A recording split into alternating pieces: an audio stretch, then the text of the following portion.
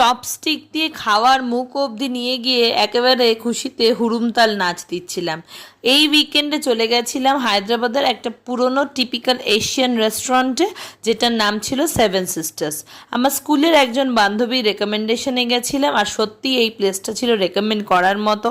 যারা এই sushi, dumpling, থুপকা মানে টিপিক্যাল নর্থ ইস্টার্ন খাবার পছন্দ করেন তারা কিন্তু নিঃসন্দেহে চলে যাও এই দোকানটায়, কারণ এখানে একদম অথেন্টিক টেস্টের খাবার পাওয়া যাবে। আমরা অনেকগুলো খাবার অর্ডার করেছিলাম, যার মধ্যে আমার সবথেকে ভালো লেগেছিল টেম্পোরা চিকেন সুশিটা, যেটার আরও অনেক একটা বাহারি নাম ছিল, আর ছিল একদম সুপি মোমোটা, অদ্ভুত।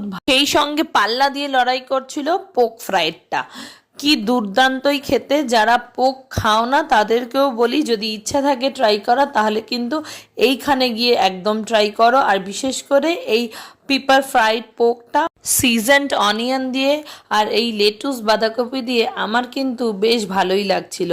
খেয়ে মনে হচ্ছিল যেন জাপানে বা অন্য কোথাও বসে আছি, কিন্তু না, এটা কিন্তু আমাদের টিপিক্যাল এশিয়ান কুইজিন ছিল, আর সেটা আমরা দারুণভাবে উপভোগ করেছি।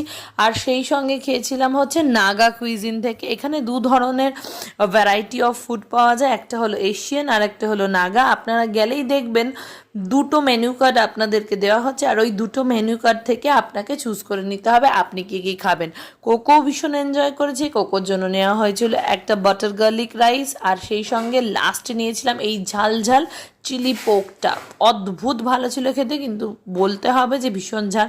আপনারা যদি ঝাল কম খান তাহলে বলবেন একটু ঝাল কম দিয়ে বানাতে।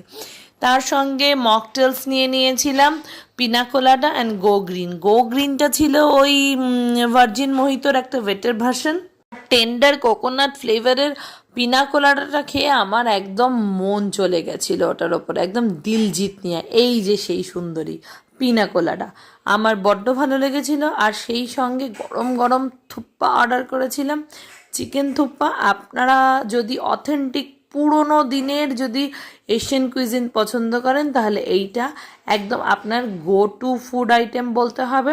পাতলা পাতলা সরু চাউমিন বা সরু নুডলস দিয়ে বানানো, আর সব থেকে বেস্ট ছিল এই চিকেন বাওটা।